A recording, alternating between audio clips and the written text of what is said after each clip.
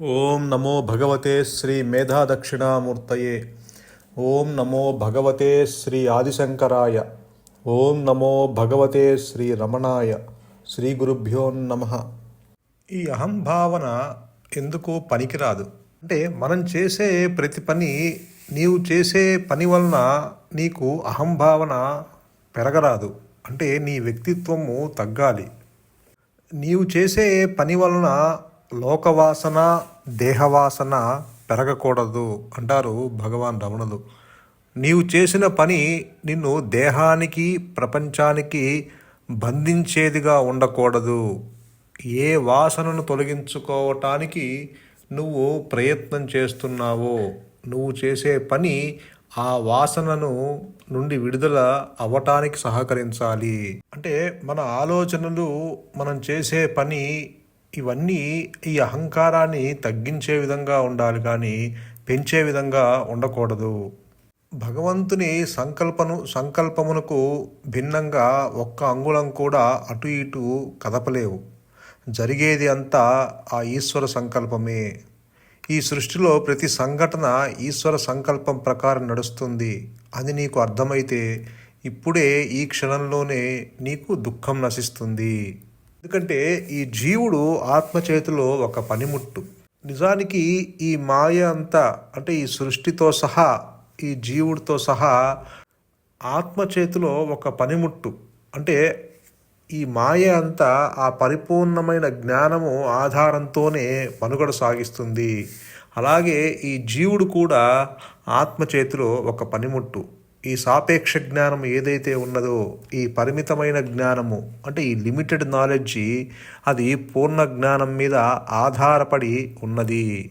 నిజానికి ఇది ఉనికి లేనిది. ఇది ఒక జడ పదార్థము. దీనికి ఎగ్జిస్టెన్స్ లేదు. ఈ అహంకారానికి చావు పుట్టుకలు తన చేతుల్లో లేవు. అదే భగవాన్ చెప్తారు, ఈ శరీరము ఉండగానే, ఈ శరీరము కట్టెలో కాలిపోక ముందే ఈ దేహాత్మ బుద్ధి నుంచి విడుదల పొందాలి. ఎందుకంటే అగ్ని వలన ఈ శరీరం కాలి బూడిదవుతుంది, కానీ జ్ఞానాగ్ని వలన నీలో ఆ మనస్సు కాలిపోతుంది. ఈ రెండూ కూడా ఏదో ఒక రోజు కాలిపోయేవే అన్న సంగతి నీకు తెలియాలి. ఈ శరీరము కట్టెలో కాలుతుంది, ఈ దేహాత్మబుద్ధి ఈ జ్ఞానాగ్ని వలన దహింపబడుతుంది. రెండూ శాశ్వతమైనవి కాదు. తాత్కాలికంగా నీకు సత్యము అనిపించినా, అంటే నేనంటే దేహము అన్న భావన నీకు తాత్కాలికంగా సత్యము అనిపించినా, అవి అనిత్యము, అశాశ్వతము. ఈ ఆలోచనలు పేక మేడలు లాంటివి.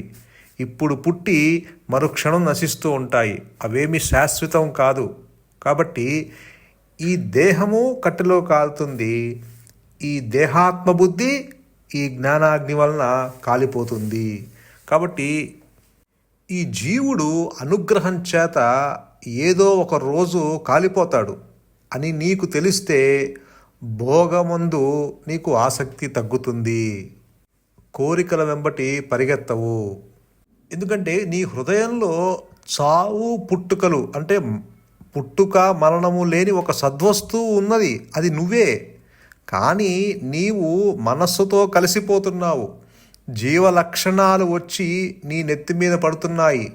నీవు కాని దానితో కలవటం వలన అలజడి అంతా వస్తుంది. నిజం కానివన్నీ కూడా కాల ప్రవాహములో కొట్టుకొని పోతాయి. మనస్సుతో కలిస్తే బంధము, మనస్సుతో విడిపోతే మోక్షము. అంటే ఈ జీవుడు, ఈ దేహము, ఈ ఉపాధులు అన్నీ జడ పదార్థాలే. ఇవన్నీ ఆ జ్ఞానం మీద ఆధారపడి చైతన్యవంతమవుతున్నాయి. వాటికి ఉనికి లేనివి. అంటే ఈ ప్రపంచంలో, ఈ లోకంలో ఏది తీసుకున్నా ఒక దాని మీద ఆధారపడి ఉన్న వస్తువు ఏదైనా సరే అది జడ పదార్థము. అది కాలగర్భంలో ఎప్పుడో ఒకరోజు కలిసిపోతుంది. ఈ దేహాత్మ బుద్ధి కూడా అంతే. నీ శరీరము ఎట్టయితే అగ్నిలో కాలిపోతుందో, అనుగ్రహం చేత నీ దేహాత్మ బుద్ధి కూడా జ్ఞానాగ్నిలో కాలిపోతుంది. ఈ జీవుడికి, అంటే సామాన్య మానవునికి దేహబుద్ధి ఎంత సహజంగా ఉంటుందో అలాగే తత్వము తెలిసిన వాడికి ఆత్మబుద్ధి అంత సహజంగా ఉంటుంది. తత్వము తెలిసిన వాడికి శాంతి సహజంగా ఉంటుంది. సత్వగుణం కనుక అభ్యాసం చేస్తే ఆ శాంతి నీకు కూడా అనుగ్రహం చేత దొరికే అవకాశం ఉంటుంది. అదే భగవాన్ ఒక సందర్భంలో చెప్తారు, నీ గురించిన సత్యాన్ని పరిశీలించటం అవశ్యం చెయ్యాలి. దానిని లక్ష్యముగా పెట్టుకొని దాని గురించి సావధానంగా హృదయంలో ఎరుక కలిగి ఉండాలి అంటారు. అంటే బ్రహ్మానుభవమును పొందాలనే ఆ కాంక్ష, ఆ తపన నీవు ఆపుకుందామన్నా ఆపుకోలేనంత వేగముగా నీ హృదయము యొక్క లోతులలో నుండి రావాలి. అప్పుడు మాత్రమే నీ హృదయంలో ఉన్న ఆ యొక్క సద్వస్తు, ఆ యొక్క బ్రహ్మము, ఆ యొక్క ఆత్మ నీకు ఎరుకపడుతుంది. అంటే అంత కాంక్ష, అంత తీవ్రమైన కాంక్ష ఉండాలి. నీవు అదే ఉన్నావు, కాకపోతే ఈ దేహాత్మ బుద్ధిలో నుంచి విడుదల పొందటానికి ఎంతైనా ప్రయత్నం చేయాలి. ఆ మాత్రము మూల్యము చెల్లించక తప్పదు అంటారు గురువుగారు. అంటే ఆ దేహాత్మ బుద్ధిలోంచి విడుదల పొందాలంటే ఇక్కడ నిశ్చలంగా ఉండటమే, నీ కర్తవ్యము ఉండటమే, అదిగా ఇదిగా ఉండటం కాదు. నిశ్చలంగా ఉండు అనేదే ఇక్కడ పద్ధతి. ఎందుకంటే ఈ దేహబుద్ధి వలనే ఈ జీవలక్షణాలు వచ్చాయి. జీవుడికి దేహబుద్ధి ఎప్పుడైతే పోతుందో మరుక్షణంలో ఆ యొక్క శాంతి సాగరంలో మునిగి తేల్తాడు. హృదయం యొక్క లోతులలో ఆ యొక్క ఆత్మ ముత్యము ప్రకాశిస్తుంది. ఆ భయాన్ని విడిచిపెట్టి, అహంకారాన్ని విడిచిపెట్టి ఎవరైతే ఆ హృదయం యొక్క లోతులలోకి వెళ్ళి ఆ ముత్యాన్ని చేతిలో పట్టుకుంటారో వారు మాత్రమే జ్ఞాని కాగలరు. నిజానికి జ్ఞానులు అజ్ఞానులు అంటూ ఎవరూ లేరు. ఉన్నది జ్ఞానము మాత్రమే, ఉన్నది సత్యము మాత్రమే. కాకపోతే ఇక్కడ దేహాత్మ బుద్ధిలో నుంచి విడుదల పొందిన వాళ్ళని జీవన్ముక్తులని, ఆ దేహంతో తాదాప్యము చెందిన వాళ్ళని అజ్ఞానులని సంబోధిస్తూ ఉంటారు. బ్రహ్మానుభవం కలిగిన గురువుని ఆశ్రయించమంటారు భగవాన్ రమణులు. అంటే భగవంతుడిచ్చిన అన్ని అవకాశములు సద్వినియోగం చేసుకోండి. మీకు సమకాలికుల్లో ఎవరైనా గురువులుంటే ఆ గురువుల్ని ఆశ్రయించండి. ఆ గురువుని విశ్వసించి ఆయన చెప్పిన మాటలను అర్థం చేసుకొని ఆ మాటకు అనుగుణంగా ఎవరైతే జీవిస్తున్నారో వారిని మనస్సు బంధించదు. ఇక్కడ గురువు చెప్పిన మాటలు మీకు అర్థమవ్వాలి. అర్థమైన విషయాన్ని హృదయపూర్వకంగా మీరు ఎంతవరకు ఆచరించగలిగితే అంతవరకు దానిని ఆచరించటానికి ప్రయత్నం చేస్తే అప్పుడు మనస్సు పల్చబడుతుంది. హృదయంలో ఉన్న భగవంతుడిని తెలుసుకోవటానికి ఆ మాయ దారి ఇస్తుంది అంటారు రమణులు. అంటే ఆ మాయ తనంతట తానుగా ఆ దారి ఇవ్వాలి అంటే ఖచ్చితంగా ఆ గురువు యొక్క అనుగ్రహము ఉండి తీరాలి. గురువు యొక్క దయ చాలు, ఆయన యొక్క దాక్షిణ్యం చాలు, ఆయన చూపు చాలు మీకు శాంతి రావటానికి.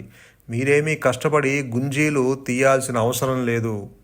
నిన్ను ఎక్కడికి తీసుకుని వెళ్ళాలో, మీ జీవితాన్ని ఎక్కడ ఎలా మలుపు తిప్పాలో గురువు చూసుకుంటాడు. ముందు మర్యాదగా చెప్తాడు, మీరు వినకపోతే మొట్టికాయలు మడతాడు. ఆయన ఏది చేసినా కూడా అది అంతా గురువు అనుగ్రహమే అని గ్రహించిన వారు ధన్యులు. ఎందుకంటే సముద్రం ఎంత నిండుగా ఉంటుందో గురువు ప్రేమ కూడా అంత నిండుగా ఉంటుంది. కనీసం గురువు యొక్క ప్రేమ నీకు అర్థమైన మోక్షం వస్తుంది అంటారు రమణులు. మీ మనస్సుకు అర్థమైనా అర్థం కాకపోయినా గురువు అనుగ్రహము ఉంటుంది, ఎప్పుడూ ఉంటుంది. అది మీ ఇష్టాల మీద అయిష్టాల మీద ఆధారపడి లేదు. ఒక జ్ఞాని విలువ ఇంకొక జ్ఞానికి మాత్రమే తెలుస్తుంది. కానీ ఎంత ప్రయత్నం చేసినా జ్ఞాని విలువ అజ్ఞానానికి తెలియదు. ఇప్పుడు మీ ఇంటికి దొంగలు వచ్చారనుకోండి, మీ ఇంట్లో ఉన్న వస్తువుల్ని పట్టుకొని పోతారు కదా. అలాగే మీ ఇంట్లో ఉన్న దుఃఖాన్ని తీసుకొని పోయేవాడే గురువు. అంటే ఆ దేహాత్మ బుద్ధిని తీసుకొని పోయేవాడే, మిమ్మల్ని ఆ దేహాత్మ బుద్ధిలోంచి విడుదల చేసేవాడే నిజమైన గురువు. ఆ గురువు యొక్క దయ మీ హృదయంలో ప్రవేశించినప్పుడు అది సైలెంట్గానే జరిగిపోతుంది. నీ హృదయంలో ఒక నిజం ఉందని నీకు స్ఫురింపచేసేవాడు, దానిని పొందాలనే బుద్ధిని నీకు ప్రసాదించేవాడే గురువు. అటువంటి గురువు యొక్క సమక్షంలో మీ జీవితంలో ఎప్పుడూ అనుభవించని ప్రశాంతత మీకు అందుతుంది. కొంతమంది గురువులు మాటలతో పని లేకుండానే మౌనంగానే ఈ ఆధ్యాత్మిక ప్రగతికి సహకరిస్తూ ఉంటారు. గురువు యొక్క మౌనము అత్యంత శక్తివంతమైనది. అది మీ బుద్ధికి అందదు. అది అనుభవైక వేద్యం. అది మీ మనస్సుని పవిత్రం చేస్తుంది. గురువు సమక్షంలో మీ ప్రయత్నంతో సంబంధం లేకుండా జాగ్రత్తావస్థ, స్వప్నావస్థ, నిద్రావస్థ అనే ఈ 3 అవస్థలను గురువు దాటిస్తాడు. అప్పుడు మీ మనస్సు తాత్కాలికంగా అయిన శాంతి సాగరంలో ఐక్యమవుతుంది. మనకు ఈ 3 అవస్థలు తెలుసు. ఈ 3 అవస్థలకు ఆధారంగా ఉన్న తురీయ స్థితి, ఆ 4వ అవస్థ మనకు తెలియదు. ఆ 4వ అవస్థలో గురువు ఉంటాడు. ఈ 3 అవస్థలను దాటించేటప్పటికీ ఆ 4వ అవస్థ యొక్క శాంతి మీకు అందుతుంది. అది గురువుకే సాధ్యము. ఎలా అయితే ఈ జీవుడు నిద్రావస్థలో నుండి జాగ్రత్తావస్థలోకి ఎలా మేల్కొంటున్నారో, అలాగే ఆ బ్రహ్మ పదార్థంలోనికి మిమ్మల్ని మేల్కొలిపి అక్కడ ఉన్న జ్ఞానాన్ని, ఆనందాన్ని, శాంతిని మీకు అనుభవంలోకి తీసుకువచ్చేవాడే గురువు. అదే భగవాన్ రమణుడు చెప్తారు, నిజమైన గురువు నీ హృదయంలోనే ఉన్నాడు. బయట గురువు నీ లోపల ఉన్న గురువు దగ్గరికి నిన్ను పంపుతాడు. ఆ లోపల గురువు నిన్ను తనలోనికి లాక్కుంటాడు. ఎలా అయితే ఒక మల్లెపూలు, ఇప్పుడు మల్లెపూల చెట్టు దగ్గర మనం కూర్చున్నాం అనుకోండి, మనకు ఇష్టం లేకపోయినా ఆ వాసన వస్తూ ఉంటుంది. మీరు మహర్షులు, మహాత్ములు, గురువుల దగ్గర కూర్చున్నారనుకోండి, వారు మీతో మాట్లాడకపోయినా మీకు ఎంతో కొంత పవిత్రత కలుగుతుంది, ముముక్షత్వము కలుగుతుంది. ఎలా అయితే ఆ మల్లె పువ్వు నుంచి ఆ సువాసనలు వెదజల్లుతూ ఉంటాయో, అలానే ఆ గురువు నుంచి ఆ శాంతి తరంగాలు, ఆ కాంతి తరంగాలు మన మనస్సుని పవిత్రం చేస్తాయి, అంతర్ముఖం అయ్యేలా చేస్తాయి, హృదయంలోనికి మిమ్మల్ని తీసుకువెళ్తాయి. భగవాన్ రమణుల సమక్షంలో ఎవరైనా కూర్చున్నారనుకోండి, ఆయన మౌనంగానే ఉండేవారు. ఎవరిని ఏమీ అనేవారు కాదు. వారిలో పునర్జన్మ హేతువుల వాసనలు ఏమి ఉన్నాయో చూసి వాటిని తొలగించటానికి, మారు మనస్సు తీసుకురావడానికి కృషి చేసేవారు. అదే గురువు యొక్క కృప, అదే గురువు యొక్క దయ, అదే గురువు యొక్క దాక్షిణ్యము. కొంతమందికి దయ మాత్రమే ఉంటుంది, దాక్షిణ్యం ఉండదు, ఆ సమర్థత ఉండదు. దాక్షిణ్యం అంటే ఆ సమర్థత. ఆ దయ, దాక్షిణ్యము రెండూ కలవాడు గురువు. అంటే నిన్ను ఆ దేహాత్మబుద్ధిలో నుంచి పూర్తిగా, అంటే మూలంతో సహా పెకిలించి నిన్ను దాంట్లోంచి విడుదల పొందేలా చేసేవాడు. అటువంటి సమర్థుడు ఆ గురువు. అదే ఆత్మ, అదే చైతన్యము, అదే మౌనము, అదే అనుగ్రహము. ఇక్కడ గురువన్నా, ఆత్మన్నా, మౌనమన్నా, అనుగ్రహమన్నా అంతా ఒక్కటే. నీకు సుఖము, శాంతి కావాలంటే బయట ఎక్కడా లేదు, నీ హృదయంలోనే ఉంది. కాబట్టి ఇక్కడ ఈ జీవుడు ఏ పని చేసినా, ఏది మాట్లాడినా అక్కడికే గురిపెట్టు అంటారు రమణులు. మనము ఏ పని చేసినా, ఏది మాట్లాడినా, ఏ కర్మ చేసినా, ఏ ఆలోచన చేసినా అది అహంకారాన్ని తగ్గించే విధంగా ఉండాలి. కానీ అహంకారాన్ని మరింత బలపరిచేలా మన యొక్క కర్మలు కానీ, మన యొక్క చేష్టలు కానీ ఉండకూడదు. గురువు దేహం ఉన్నా, దేహం పడిపోయినా గురువు అనుగ్రహం ఎప్పుడూ ఉంటుంది. గురువు అనుగ్రహం వచ్చి ఒక్కసారి నిన్ను తాకినప్పుడు భౌతికమైన బంధాలు అన్నీ తెగిపోతాయి. దేహం ఉండగానే నేను శరీరమాత్రుడను కాదు అనే బుద్ధి నీకు కలుగుతుంది. అదే రమణులు చెప్తారు, మనం మాటల విషయంలో, తలంపుల విషయంలో బహు జాగ్రత్తగా ఉండాలి. అజాగ్రత్త పనికిరాదు, అశ్రద్ధ పనికిరాదు. మనం మాటలు తగ్గించుకోవాలి, తలంపులు తగ్గించుకోవాలి. అప్పుడు ఆ యొక్క చైతన్య స్థాయి పెరుగుతుంది అంటారు రమణులు. ఇప్పుడు ఏ కారణం చేత అయినా మీకు కోపం వస్తుంది అనుకోండి, ఆ కోపాన్ని మీరు దృశ్యముగా చూడగలగాలి. మీరు అందులో కలవకూడదు. మీరు వేరుగా ఉండి దానిని చూస్తూ ఉంటే అది నశిస్తుంది. ఇప్పుడు మీకు ఏదన్నా ఒక కారు ఉందనుకోండి, మీరేమంటారు? నా కారు అంటారు. అంటే నా ఇల్లు అంటారు, నా వస్తువులు అంటారు. అంటే మీరు విడిగా ఉండి ఆ కారుని, ఆ వస్తువుల్ని మీరు చూస్తున్నారు. అంటే మీరు వేరు, కారు వేరు. అలాగే మీకు కోపం వచ్చిందనుకోండి, మీరు వేరు, కోపం వేరు. అది మీరు కాదు. మీరు దాంతో తాదాప్యం చెందితే మీకు దుఃఖం వస్తుంది. అది మీది కానప్పుడు మీరు దాంతో ఇంకా తాదాప్యం చెందాల్సిన అవసరమే ఉంటుంది.